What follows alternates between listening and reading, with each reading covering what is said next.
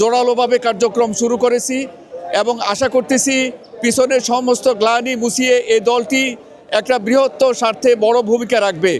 আপনারা জানেন বাংলাদেশে যে কটা সেক্টরে জিয়াউর রহমান উন্নয়নের বড় স্বাক্ষর রেখে গেছেন, এর মধ্যে অন্যতম ছিল কৃষি, এরপরে ছিল এই আমাদের গার্মেন্টস সেক্টরে ডেভেলপমেন্ট করা এবং সর্বোচ্চ যে জিনিসটার প্রতি এদেশের মানুষ নজর দিয়েছে এবং মানুষ গ্রহণ করেছে সেটা হচ্ছে প্রবাসে লোক পাঠানো। এই যে আমাদের দেশে যে রেমিটেন্স যে একটা আমাদের অর্থনীতিতে একটা অনেক বড় ভূমিকা রাখতেছে, এটা কেবলই রেমিটেন্সের জন্য সম্ভব হয়েছে। আমাদের দেশে প্রচুর লোক আছে কিন্তু তাদের যথার্থ কাজ নাই, তাদের কাজ না থাকার কারণে তারা বেকার জীবনযাপন করে। এবং আপনারা জানেন এদেশের মানুষ অনেক শয়ে শয়ে বছর ধরে খুব কষ্ট করে জীবনযাপন করেছে, তাদের আর্থিক সমস্যা ছিল, খাবার দাবারের ব্যবস্থা ছিল না, তার মধ্যে ইংরেজ আমলে এমন দুঃসহ দুর্ভিক্ষ দেখা দিয়েছিল যে কারণে এদেশের মানুষ তার অস্তিত্ব সংকটে পড়ে গিয়েছিল। আমরা স্বাধীনতা অর্জন করেছি কিন্তু স্বাধীনতার সুফল এদেশের মানুষ ভোগ করতে পারতেছিল না আওয়ামী দুঃশাসনের কারণে।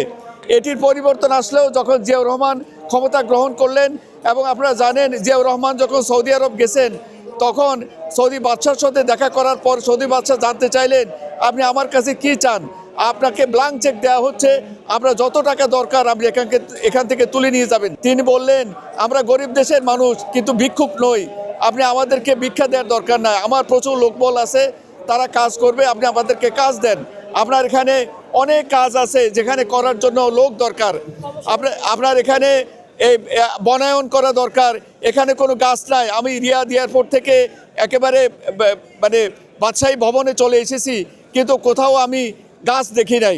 আমি বনায়ন করতে চাই, গাছ রোপণ করে এইটা বনায়নের আওতায় নিয়ে আসতে চাই। আরবের লোকদের ধারণাই ছিল না যে গাছ রোপণ করা যায় এবং সেটা বনায়নের মাধ্যমে একেবারে সবুজে সয়লাভ করে দেওয়া যায়। এটা জিয়াউর রহমান প্রথম একটা আইডিয়া স্থাপন করলেন এবং আরবের লোকরা এখন দেখেন দুবাই সহ বিভিন্ন দেশে বাগান হচ্ছে, বিশেষ করে শারজাতে যেখানে এই ক্রিকেট খেলা হয় সেখানেও চারপাশে বাগান আছে। এই আইডিয়াটা পৃথিবীর বুকে এই মরুভূমির মানুষদেরকে প্রথম জিয়াউর রহমান প্রদান করেন এবং উনি বলেন আমাদের দেশে গাছ বিশেষজ্ঞরা রয়েছে, তারা মরুভূমিতে গাছ রোপণ করতে পারে এবং গাছ রোপণ করলে গাছ হয়ে যায়।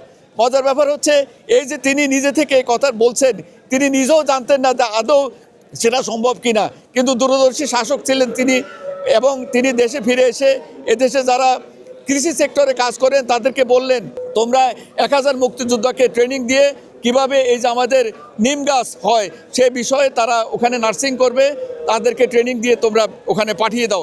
1 মাস 2 মাস 3 মাসের ট্রেনিং দিয়ে মুক্তিযোদ্ধাদেরকে ফ্রি অফ কস্ট পাঠিয়ে দেওয়া হলো সৌদি আরবে। এই তো আমাদের দেশ থেকে বিদেশে লোক যাওয়ার সিরিয়াল পড়ে গেল। এই যে বিদেশে যাওয়া শুরু হলো, এই যাওয়া এখন পর্যন্ত অব্যাহত আছে।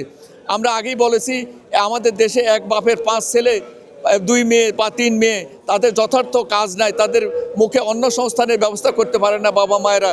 ফলে তারা চিন্তা করলেন আমাদের জমি আছে বা অন্যান্য বিষয় আছে, সেটা যদি একটু সেল করে আমাদের একটা ছেলেকে বিদেশ পাঠিয়ে দেওয়া যায়, একজন গেলে তার সিরিয়াল ধরে আরও অন্যান্য ভাইরা যাবে। এটাকে জিয়াউর রহমানের মাজার বলা হয়, সমাধি বলা হয় না, কবরস্থান বলা হয় না, মাজার বলা হয়।